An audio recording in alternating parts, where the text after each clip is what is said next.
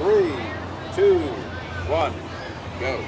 Ladies and gentlemen, aspiring cult leader Paul Wedding here. With me as always is Leopold Knopp.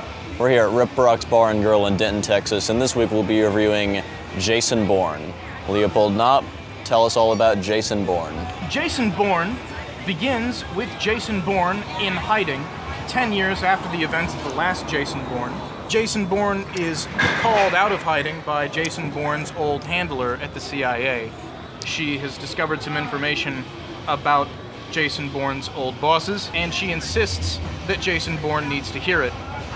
Then she's killed by accident, and Jason Bourne gets really mad and starts fucking up CIA bases all over Europe for some reason. I don't know why there are so many CIA outposts in Europe in this series. So this movie is actually kind of special to me. I have something from it. Oh yeah? Yeah, you remember that trip I took to the Canary Islands that I told you about? They were coincidentally shooting there when this was happening, and they had a raffle, like a charity raffle type thing, and I won this. I know this looks like a Kylo Ren bobblehead, but it's actually the camera stand that they use to film most of the movie. See, it has the exact movement that Paul Greengrass wanted the cameras to have, and so they retrofitted the cameras, and every shot it's just bloop, bloop, bloop. Paul Greengrass is reinventing the action genre yet again. Started off the shaky cam craze with the original Bourne movies, and he's just taken it to the next level here. Wow. Literally every shot of the movie is bananas. How impressive. Even if it's just a shot of people walking down the street. Bop. This movie reminds me a lot of last year's Mad Max Fury Road.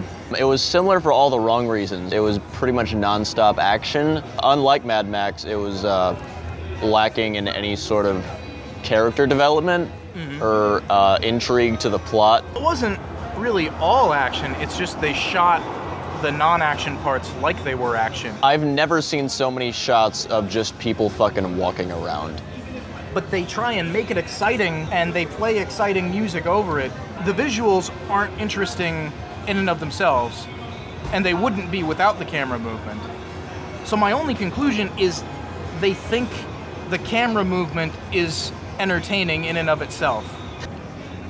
But not only could you not tell what was going on visually, you couldn't really tell what was going on story-wise either.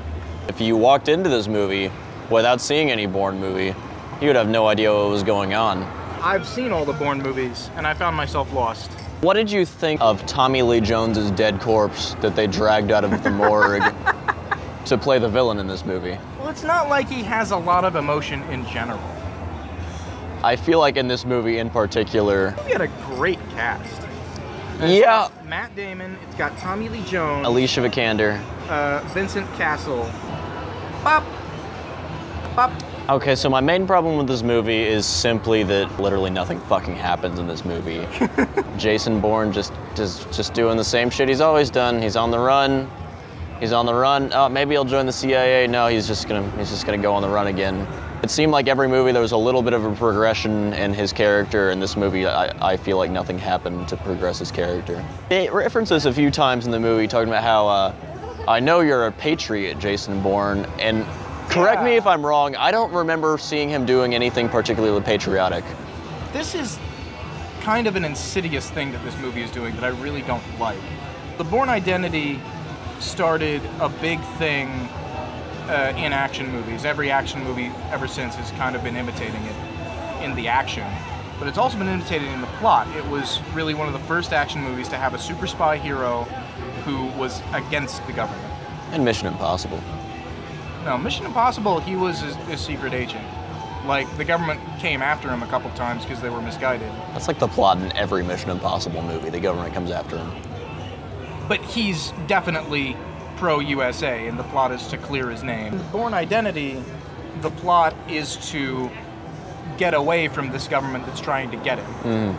And this came out in 2002, right after 9/11. So that's at the beginning of this push to kind of not trust the government in real life. And that's kind of what Jason Bourne represents culturally, is he represents paranoia toward government agency. And in this movie, they make so many efforts to try and reiterate that he actually loves America and would totally rejoin the CIA if they offered. And, you know, the shady things that made him angry at the government ain't doing them anymore. Part of the movie is about how the CIA cut a deal with this smartphone app platform guy to find terrorists or whatever. And I kind of feel like the CIA actually cut a deal with the makers of this movie. And they were like encoding it with that plot line. Bop. Bop. Last call. Knopp, how many beers would you give Jason Bourne? Jason Bourne does not need alcohol. I would not give Jason Bourne any beers. It's a bad movie. You know, I think I would give Jason Bourne at least a couple beers just because he's a patriot. You know, we all know he's a patriot. Movie, though, I would give no beers. I would need 5 beers so that I could fall asleep 10 minutes into this movie. I would not want to watch this movie altered. I got motion sickness watching it sober. Most found footage movies are less shaky than this. It's awful. It really is. All right. As always, Paul Wedding, Leopold Knopp, Riprocks, Jason Bourne. Cheers. Jason Bourne.